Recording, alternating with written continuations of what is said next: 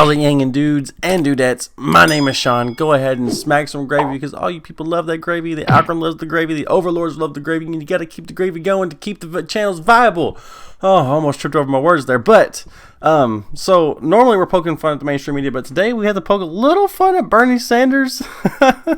Now, honestly, my opinion on this whole private jet spending thing, because Bernie Sanders is spending the most private jets, I do think that it's really a non-issue, and it really just matters about how you scale your campaign, and a lot of it deals with you have a lot of campaign money, so why not bang out locations one after another, one after another, one after another. Plus, Bernie's also said that it's mainly for his huge cohorts of staff. It's just a lot easier. Plus, he's still sitting. I get it, but at the same time, it's hard to say you're a man of the people and you're for the people and you're ending corruption and you're not living like the 1% and you're not the 1% when you're spending the most in private jets out of establishment candidates. So it's for somebody who, like, you see the images, the whatever it is on screen, the actual numbers.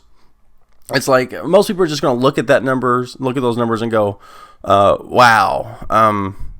They're not going to look for his excuses or his reasonings. They're going to go, wow, how can you be a man of the people if you're private jetting everywhere? Now, on the flip side, Andrew Yang has zero. He hasn't spent nothing. Now, that can look good on him. It looks good, but it also could be like, okay, well, maybe his campaign isn't big enough to be able to sustain something like that.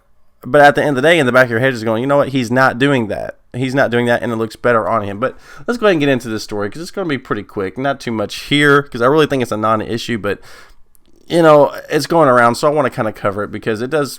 It looks fluffy for Andrew Yang, I ain't gonna lie. So the Bernie Sanders campaign just spent under $1.2 million on private jet travel last quarter, outpacing the entire 2020 Democratic presidential primary field.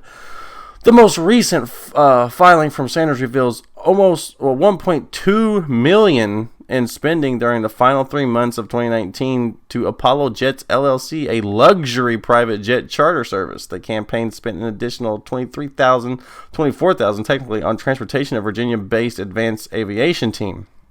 The candidate who comes closest to matching Sanders in private jet spending was former Vice President Joe Biden, who campaign spent $1 million for Joe Biden. He thought he was going to be doing so much. That's the reason why his funds started tanking. He started taking a lot of money from PACs and billionaires because that right there, like people, whenever you do campaigns, it's just like back in the day when Sarah Palin got caught, going on a shopping spree with campaign money from what's his name? Oh, the guy who passed away. What's his name? Oh my God. Oh, The View. What's your bitch's dad? John McCain. That's right. God, that was a brain fart there. An analysis of private jet spending, filing from the other top candidates found Elizabeth Warren campaigned at 720, Pete Buttigieg at 323, Michael Bloomberg, who pumped a whopping $200 million of his personal fortune into his campaign's opening week, but that's not really, and about 646 on private jets, but he probably does private jets all the time. About half of what Sanders spent, but he's not really campaigning Bloomberg, so it's not really fair to compare Bloomberg to Sanders. So now they go on, but they don't really say much about Andrew Yang in this article, and that's kind of sad. So I'll say it for him. Andrew Yang spent zero. He spent zero. You guys see it on there, zero.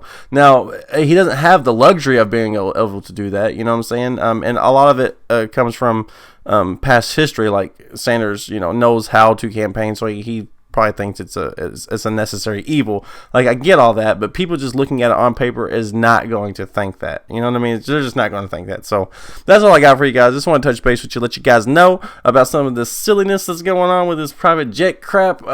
So also I have a crazy story about Joe Biden calling people names and stuff again. And that story's coming up later on tonight, so stick around. That's going to happen. And I love you guys. I'll see you guys later.